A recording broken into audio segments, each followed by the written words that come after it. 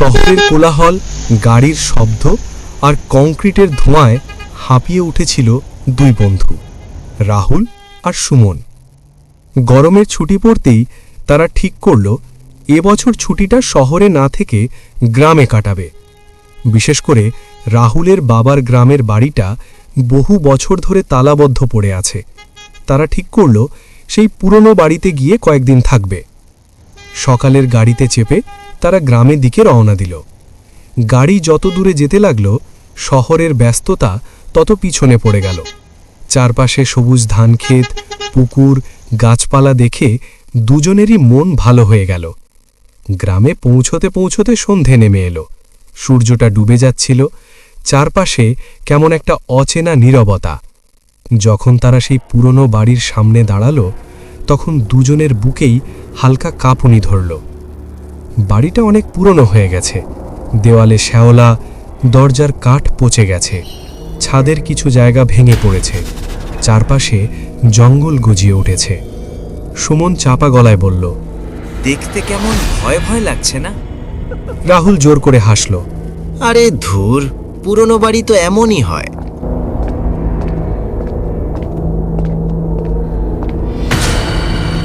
ভিতরে ঢুকেই তারা বুঝল বাড়িটার মধ্যে একটা অদ্ভুত গন্ধ আর শীতল ভাব আছে। ঘরের ভিতরে ঢুকে তারা একটু স্বস্তির অনুভব করল। রাতে খাওয়ার জন্য কিছুই ছিল না, তাই তারা ঠিক করল বাজার থেকে কিছু নিয়ে আসবে। গ্রামের বাজার খুব দূরে নয়, কিন্তু রাস্তা অন্ধকার আর নির্জন। বাজারে যেতে যেতে হঠাৎ রাস্তার মাঝখানে তার একজন যুবতী মহিলাকে দেখতে পেল। অল্প আলোয় দেখা যাচ্ছিল মহিলাটি একটি ঝুড়িতে কয়েকটা মুরগি নিয়ে দাঁড়িয়ে আছে। সুমন কাছে গিয়ে জিজ্ঞেস করল, মুরগি বিক্রি করবে দিদি? হ্যাঁ, বিক্রি করার জন্যই তো এখানে দাঁড়িয়ে আছি। তার গলায় অদ্ভুত একটা ভারী ভাব ছিল। রাহুল আর সুমন একে অপরের দিকে তাকালো। শেষমেশ দরদাম করে তারা একটা মুরগি কিনল। ঠিকঠাক পয়সা দিয়ে ধন্যবাদ জানিয়ে ফিরে চলল। ফেরার পথে হঠাৎ সুমনের বুক থক করে উঠল। তার মনে হলো কেউ যেন তাদের পেছনে পেছনে আসছে। সুমন ফিসফিস করে বলল, রাহুল, তুই কি কিছু শুনছিস?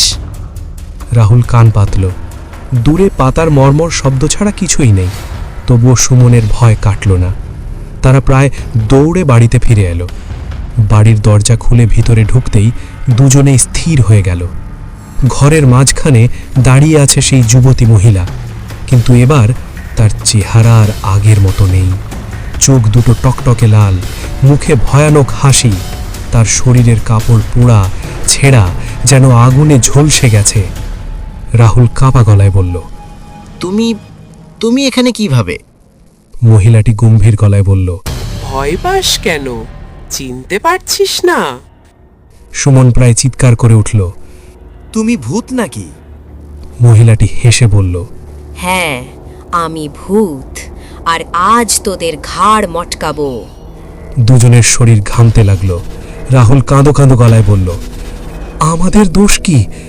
আমরা তো তোমার কাছ থেকে মুরগি কিনে পয়সা দিয়ে এসেছি। মহিলার মুখের হাসি হঠাৎ মিলিয়ে গেল। সে ধীরে ধীরে বলতে শুরু করল, তোদের দোষ নেই, কিন্তু কিছুদিন আগে শহর থেকে 3 জন যুবক এসেছিল।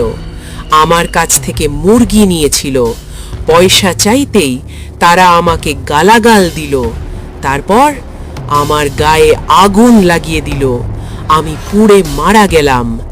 সেই থেকে আমি অপেক্ষা করছি, শহর থেকে কেউ এলে তার প্রতিশোধ ঘরের নেব। বাতাস ভারী হয়ে উঠল। রাহুল আর সুমন দুজনেই হাত জোড় করল। আমরা সত্যিই ভালো মানুষ, দয়া করে আমাদের ছেড়ে দাও, আমরা কোনো অন্যায় করিনি। কিছুক্ষণ চুপ করে রইল সেই ভূত। তার লাল চোখে যেন দ্বিধা দেখা দিল। অবশেষে সে দীর্ঘশ্বাস ফেলে বলল, ঠিক আছে, তোদেরকে দেখে ভালো ছেলে মনে হয়, তোদের আমি ছেড়ে দিচ্ছি। কিন্তু শহর থেকে যদি আবার কোনো খারাপ যুবক আসে, তাদের আমি রেহাই দেব না। এই কথা বলেই হঠাৎ সে ধোঁয়ার মতো মিলিয়ে গেল। ঘর আবার নিস্তব্ধ। রাহুল আর সুমন অনেকক্ষণ চুপচাপ বসে রইল। সেদিন রাতে তারা আর রান্না করেনি। ভয়ে দুজনেই একসঙ্গে বসে রাত কাটালো। পরদিন ভোর হতেই তারা গ্রাম ছাড়ার সিদ্ধান্ত নিল। শহরে ফিরে আসার সময় দুজনেই মনে মনে ভাবিল, সব মানুষ একরকম নয়। ভালো আর খারাপের পার্থক্য না জানলে নিরীহরাও শাস্তি পায়। আর সেই পুরনো বাড়ি, সেই গ্রামের রাস্তা চিরকাল তাদের মনে ভয়ের স্মৃতি হয়ে রয়ে গেল।